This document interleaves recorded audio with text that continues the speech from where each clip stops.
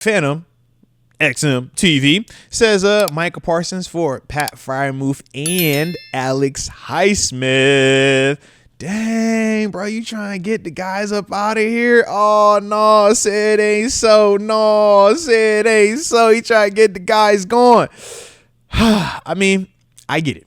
I definitely understand where you are coming from when you're talking about, Highsmith, Parsons, Muth. Yeah. A couple things on the stage, right? Or a couple things to discuss.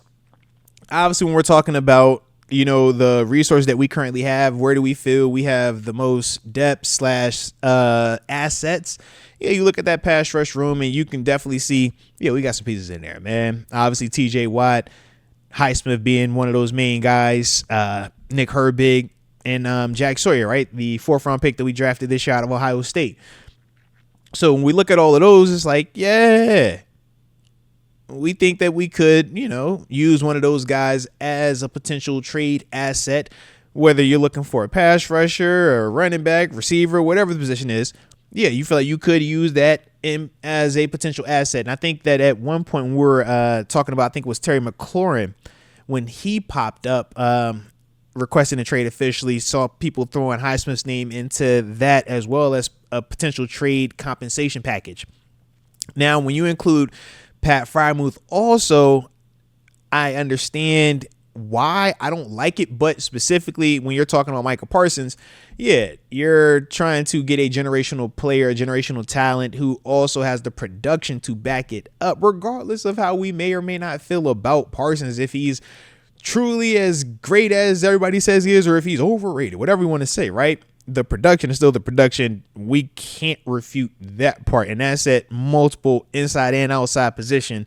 So it does take more. But the other thing is this, man, that Parsons, super young, but you're also going to have to pay him. And he's going to reset that market. We know TJ Watt just broke the bank, man. He's getting $42 a year.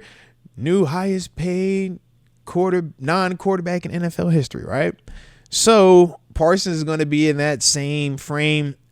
As much as, it would be awesome to have TJ Watt and Michael Parsons, I don't see a scenario in any capacity where the Steelers are going to be paying $42 million for TJ Watt and then in the same offseason trade for Michael Parsons and pay him $42.5 or $43 million on the same team. Like, nah, that's a lot.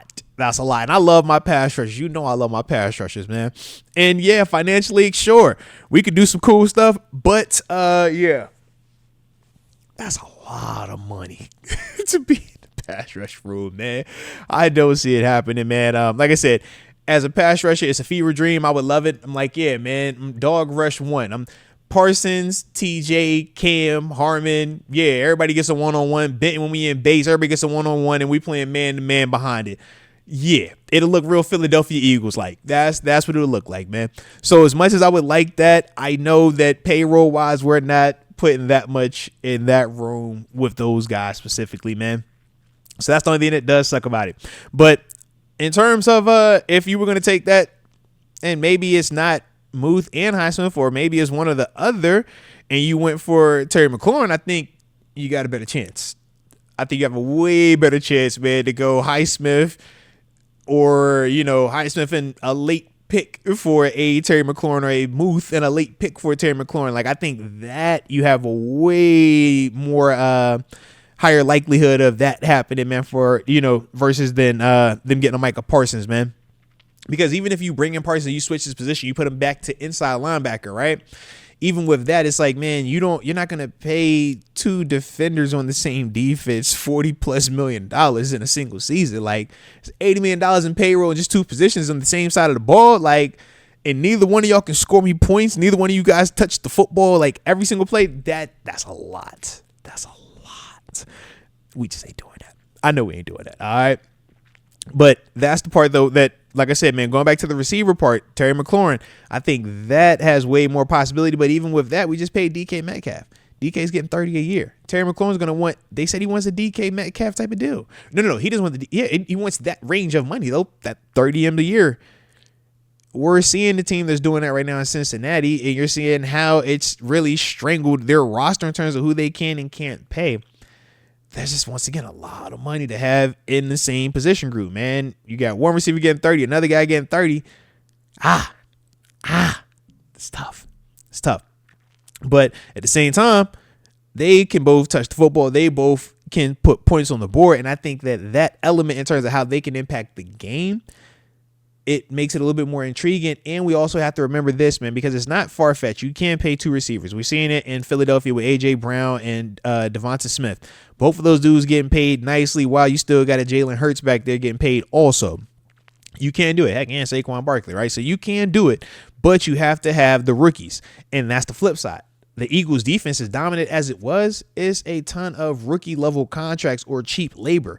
And I think that's the thing that we currently don't have right now. We are expensive on defense and our cheap labor is on offense, but the cheap labor hasn't necessarily turned into high level production just yet. So here we are trying to play that game again, right? So once again, as much as I would love Terry McLaurin to come here and join this group, man, I think that would be a beautiful situation.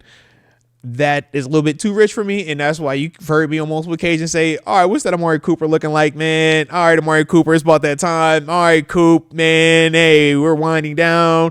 You don't want to go to Latrobe. You don't have to, man. We'll holler at you next week, man. We'll come get you on the south side. Don't worry about it, bro. That's kind of what I'm seeing right now. That's if I had to pick one, I think that one's a little bit more, in our wheelhouse, so to speak, man.